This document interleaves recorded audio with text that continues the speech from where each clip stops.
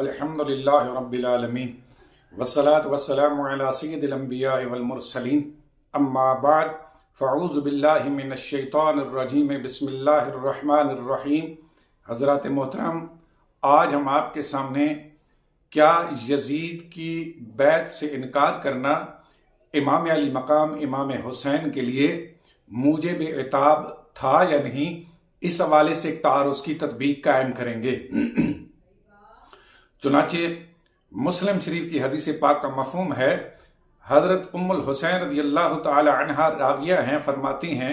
کہ حضور نبی کریم صلی اللہ علیہ وآلہ وسلم نے ارشاد فرمایا کہ اگر تمہارے اوپر کوئی ناقص الاعضاء، کوئی غلام اگر حاکم مسلط کر دیا جائے تو جب تک وہ کتاب الہی سے ملک کو چلائے تو تم اس کی اتباع کرو۔ اس حدیث پاک سے معلوم ہوا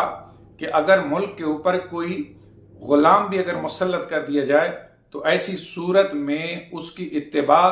ملک کے تمام مسلمانوں کے لیے ضروری ہے۔ اسی طرح دوسری حدیث پاک جو حضرت عبداللہ ابن عباس رضی اللہ تعالی عنہما سے مروی ہے، اور یہ حدیث بخاری شریف کے اندر مذکور ہے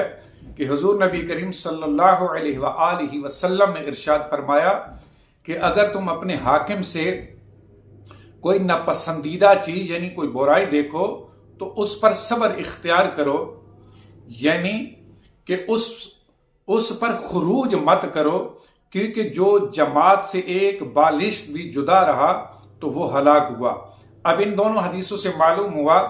کہ اگر آپ کے ملک کے اوپر کوئی فاسق حکمران بھی اگر مسلط ہو جائے تو اس کی اتباع کرنا بھی ملک کے ہر باشندے کے اوپر لازم اور ضروری ہے۔ جبکہ اس کے برعکس دوسری روایت سے معلوم ہوا کہ حضرت امام علی مقام امام حسین رضی اللہ تعالی عنہ نے یزید کی بیعت کرنے سے انکار بھی کیا اور اس کی حکومت کو تسلیم کرنے سے بھی انکار کیا، اور آپ کا یہ فعل بظاہر پہلی دونوں حدیثوں سے متصادم ہے، کیونکہ حضور نے فرمایا کہ اگر حاکم فاسق بھی ہو تو اس کی اتباع کرو، تو آپ کا اتباع نہ کرنا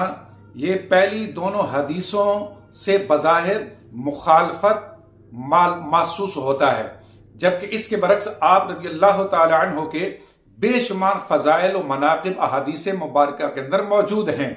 آپ نواسہ رسول ہیں اور جنتی نوجوانوں کے سردار ہیں، اور امام علی مقام امام حسین کی ادنا سی بھی دل کے اندر رنجش رکھنا یہ ایمان کی بربادی کا سبب ہے۔ تو پھر آپ کا یہ فعل کیا آپ کے لیے موجب عتاب ہو سکتا ہے؟ کیونکہ پہلی دونوں حدیثوں میں حاکم کی اتباع کرنے اور اس کی اطاعت کرنے کا حکم دیا گیا۔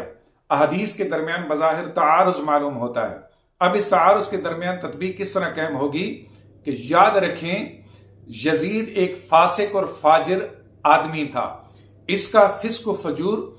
بہت زیادہ عام اور کثیر تھا، جس کی بنیاد پر آپ رضی اللہ تعالی عنہ نے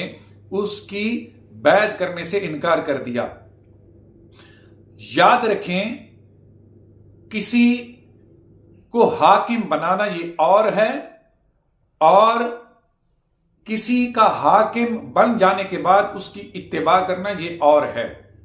یزید ابھی مکمل طور پر حاکم نہیں بنا، بلکہ اس کو حاکم بنانے کا مسئلہ درپیش تھا، اور کئی لوگ اس کی بیعت کے منکر تھے، حتیٰ کہ اس کے اپنے علاقے کے لوگ بھی اس کی بیعت کرنے پر راضی نہیں تھے اور اس کی بیعت سے انکاری تھے۔ اسی طرح چند صحابہ کرام نے بھی اس کی بیعت کرنے سے انکار کر دیا تھا، لہذا وہ ابھی حاکم بنا نہیں تھا، بلکہ حاکم بننے کا اسے مسئلہ درپیش تھا۔ اور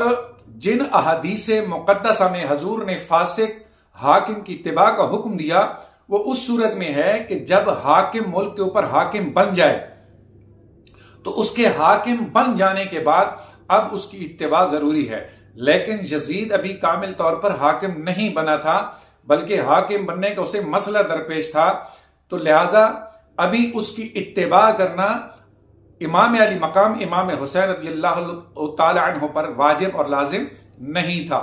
تو لہٰذا اس کے فسق اور فجور کی وجہ سے آپ نے اس کی بیعت کرنے سے انکار کیا، لہذا اب آپ کا اس کی بیعت سے انکار کرنا آپ کے لیے کسی صورت بھی موجب عتاب نہیں ہو سکتا۔ اگر اس تطبیق کو تسلیم کر لیا جائے تو حدیث کے درمیان تعارض بھی ختم ہو جائے گا اور اس حل کے بعد اختلاف بھی ختم ہو جائے گا۔